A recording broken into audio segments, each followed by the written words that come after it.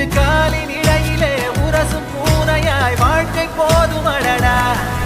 எதிர்காணும் யாவுமே தீண்ட தூண்டும் அழகா